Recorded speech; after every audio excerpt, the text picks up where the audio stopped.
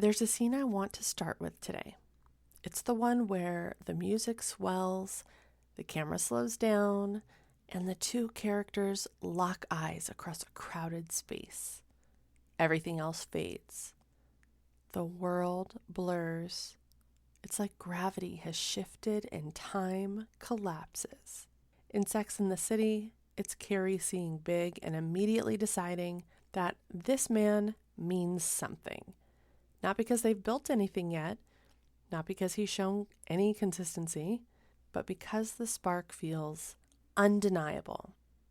In Euphoria, it's Rue seeing Jules for the first time and the entire world rearranging itself around that feeling. Euphoric, magnetic, consuming.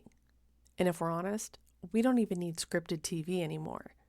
Watch one episode of The Bachelor or Love Island, and two people talk for 10 minutes, and suddenly it's all, I've never felt this way before. I just know I can see my future with this person, right? We've been marinating in these moments for decades. We've been taught that when you meet your person, it should feel electric and overwhelming and obsessive and immediate.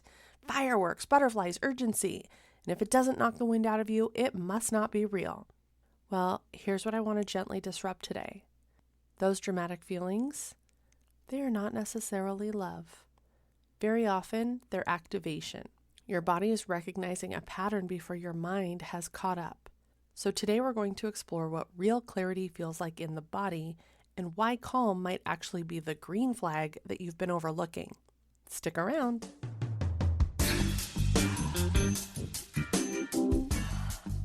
Throw out the rules, forget the cliches. This isn't about the perfect profile or the perfect date. It's about real connection. It's time to strip away the masks, shed the stories, and drop those old patterns that no longer serve you. Tired of dating advice that doesn't fit? So are we. Welcome to Stripped, Drop Your Patterns, where conscious dating isn't about following a script. It's about embracing your whole self and attracting the kind of love that sets your soul on fire. I'm Rachel J., the connection coach and your host. Let's get real.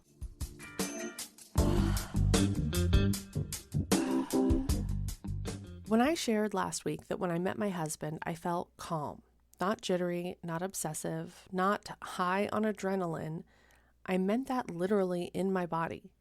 There was clarity. It wasn't, oh my God, I'm going to marry him. I can't breathe. It was more like, oh, there you are. It felt like landing on the right radio frequency after years of static. Loud as fuck, screechy, soul-melting static. And if I'm being honest, that feeling confused me at first because it didn't match the script that I had been sold my whole life. Movies don't celebrate that sense of calm. They celebrate chaos. They celebrate longing and pining and dramatic declarations in the rain. They celebrate the couple that can't stop fighting because they just can't quit each other. They celebrate that if it's meant to be, it will be intense and filled with high highs and low lows. And they make it all about the benefits of makeup sex rather than the signals they should have been paying attention to from the fight they had in the first place. But intensity and compatibility are not the same thing. Intensity and attachment are not the same thing. Intensity and safety are not the same thing. And your nervous system knows the difference, even if your conditioning doesn't. Let's talk about butterflies for a second, right? That feeling of butterflies in your stomach.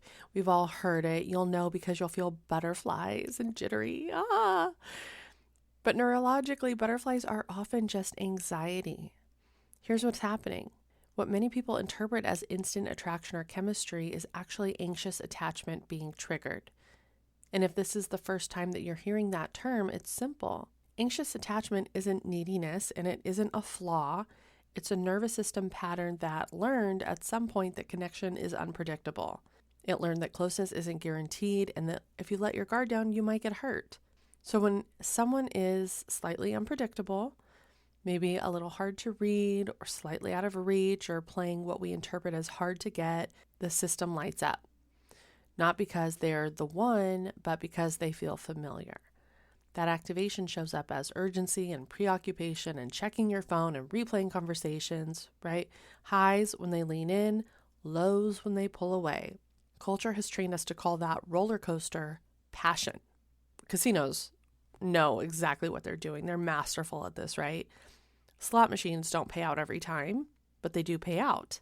And that's why they're addictive. They pay out unpredictably in a way that keeps your brain engaged, hoping for the next reward. Because if you keep playing, you're bound to hit a small win, and that feeds the hope that if you just keep playing, you're bound to hit the big one. Well, your nervous system responds the same way when someone is hot and cold. A wink, a text, a compliment, then distance. Your system braces, your dopamine spikes, and your body thinks, oh, this feels intense. That has to be a good sign, right? But it doesn't mean that that person is your soulmate. It means that your nervous system is hooked. And this is why so many people describe toxic or volatile relationships as passionate. High chemistry, high emotional volatility, high drama. Again, we are fed this constantly through pop culture. Think about Sex and the City. Even if you have never watched an episode a day in your life, you know the general arc of Carrie and Big's relationship. It's electric at first, it's full of push and pull, uncertainty, high highs, and low lows, aka drama. And yet we root for them for 6 seasons, 2 movies, and a shitty spinoff. Reality shows do this too. Those initial sparks, the seemingly deep conversations, the, alleged instant connections, and the dramatic changes in behavior or attitude, all teaching us that intensity equals compatibility. Even in Friends, Ross and Rachel. Now, that is my show, and obviously I wanted them to end up together as much as the rest of the world. But let's face it, there was an early mismatch. He wants her, but she doesn't even see him. She wants him, but he's taken. The constant tension and jealousy when they do get together, that's what kept us rooting for them for 10 seasons. It's romanticized, but if you look at it closely, it's dysregulated. But would you advise a dear friend to model any of those dynamics? Hell no. You'd say, that girl is drama. Or, he is a game player. He doesn't deserve you. You're a queen. Right? Tell me I'm wrong. So why then do we subject ourselves to that roller coaster chasing those feelings of intensity and passion? Well, here's the deeper layer. When we grow up in environments where maybe love feels inconsistent, conditional, or unpredictable, our bodies calibrate to that frequency. And when we reach dating age and date from that place or model our experiences after what we see on TV or in celeb relationships, we further reinforce the belief that that's what attraction or compatibility or love should feel like. Looking at this through the neuroplasticity or law of attraction lens, it's taking the data from what we saw in our homes or in media, developing a perception around it, having that become a belief when we experience it for ourselves in early dating experiences, and then strengthening those neural pathways over and over again with every romance movie, TMZ celeb couple report, dating story from the people close to us, rinse and repeat. So when we meet someone calm, steady, and emotionally available, well, it can feel underwhelming because there's no spike. There's no chaos to decode. There's no, do they like me? Are they pulling away? What does that mean? Storyline. There's just presence. And if your nervous system has equated love with activation, calm can just feel boring. This is where people self-sabotage without even realizing it. They leave the steady person because they say the spark isn't there and run toward the emotionally unavailable one because, well, there's just something about them. I've shared with you previously when and how I did this in my own life, and now I invite you to be brutally honest with yourself. How many times have you said this about someone you dated and discarded? Or if you're not in a super reflective mood today, and that's okay, how many times have you heard your friends say this about someone they dated and discarded? We value spark, and when we don't feel it, we decide there must just be something about the other person that's turning us off. And that something is usually unfamiliarity. And familiarity is powerful. It's what we return to again and again, even if it's uncomfortable or unwanted. This is where we can gently bring in the law of attraction, and not in a mystical, the universe is punishing you kind of a way, but in a more practical nervous system way. Because what you expect feels normal. So if you expect to be left, you may unconsciously orient toward partners who create that arc. If you expect intensity, you may dismiss peace. Your body is going to look for the frequency that it recognizes. So if you grew up on cinematic love stories and personal experiences that reinforce drama, your system may equate adrenaline with destiny. But real talk, destiny doesn't feel like adrenaline. It feels like alignment. So let me bring this back to my own story. When I met my husband, I did not feel that sparkly or premature sense of, oh my God, he could be the one. As I said last week, I did write in my journal the morning after our first conversation that I'd met the man I'm going to marry, but it was grounded and kind of matter of fact. It just felt so clear, like my soul recognized his soul. And maybe that's going to sound a little too out there for you, but that's the best way that I can describe it. I didn't feel consumed. I didn't feel like I needed to analyze every word he said. There was no spike when he texted me. There was no crash when he didn't. There was just steadiness and a deep core knowing. The clarity that I felt wasn't dramatic. It was quiet. And here's what's important. Calm doesn't mean complacent. Calm doesn't mean passionless. Calm doesn't mean settling. It means your nervous system isn't bracing. It means your body isn't scanning for danger. It means attraction is present without the anxiety. That's a very different experience than what movies train us to expect. I want you to try something with me for a moment. Think about the most intense romantic experience you've had. Not the healthiest, the most intense. Notice what happens in your body as you recall it. Does your chest tighten slowly? Does your breath get shallow? Does your jaw clench, maybe even just for a bit? Sit with this for just another moment. Now think about a relationship or interaction that felt grounded and safe. Notice the difference. For many people, the intense memory feels sharp, activated, almost buzzy or dizzying, whereas the grounded one feels wider, softer, more breathable. One is a spike and the other is a landing, but we have been trained to chase the spike. Modern dating culture reinforces this.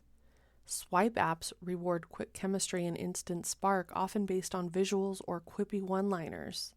Reality shows like The Bachelor or Love is Blind compress emotional bonding into high-intensity environments where cortisol is already elevated.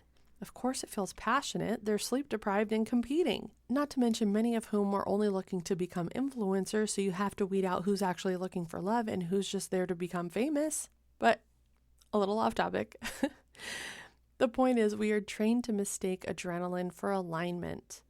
But research consistently shows that long-term relationship satisfaction correlates far more with emotional stability, secure attachment, and responsiveness than with early-stage intensity. In other words, the couples who last are not the ones who felt the biggest fireworks. They're the ones who built safety. So if you've ever met someone and thought, this feels calm, maybe too calm, I want you to pause before dismissing it. Just ask yourself, okay, is it calm because there's no chemistry? Or is it calm because there's no chaos? Because those two are not the same thing. And if you're used to chaos, calm can feel unfamiliar enough to trigger doubt. So it doesn't mean that calm is wrong. It just means that it's new. And I think that this is one of the most important pattern shifts that we can make in dating. Relearning what love feels like in the body. Because it's not what Hollywood told us. It's not what your first heartbreak wired you to expect. It's not what your friends label as exciting. It's what your nervous system feels when it's not bracing for impact. Because when you're no longer organizing yourself around being left or cheated on or rejected or disappointed, clarity becomes possible. And clarity doesn't scream, it hums. It's the radio dial landing cleanly on the station. No static, no distortion, just clear, energizing music. And it really can be that simple. Not dramatic, not cinematic, simple. Before we wrap up, I want to speak directly to you. Yes, you, listening right now. What we've unpacked in this episode is not just theory. It's the work that I do every day with my one-on-one clients. It's about helping you shift your patterns, rebuilding your nervous system around clarity and grounded attraction, and finally going beyond the cycles that leave you frustrated or second-guessing yourself. For men who prefer transformation privately on their own schedule, I have just created the Magnetic Mastery Playbook inside my new app. It's practical, embodied, and designed to help you stop repeating the same cycles, feel grounded in dating, and finally attract the kind of connection that actually aligns with who you are and who you're looking for. Now, the first round of founding members is closed, but you can be first in line for the next round by signing up for my newsletter. That way you won't miss your chance to jumpstart your new and improved dating patterns. As always, the link is in the show notes below. Now just take a deep breath. Notice your body. And remember, you're not broken. You're patterned. And patterns can change. Until next time, you're listening to Stripped, Drop Your Patterns with me, the connection coach Rachel J. Bye for now.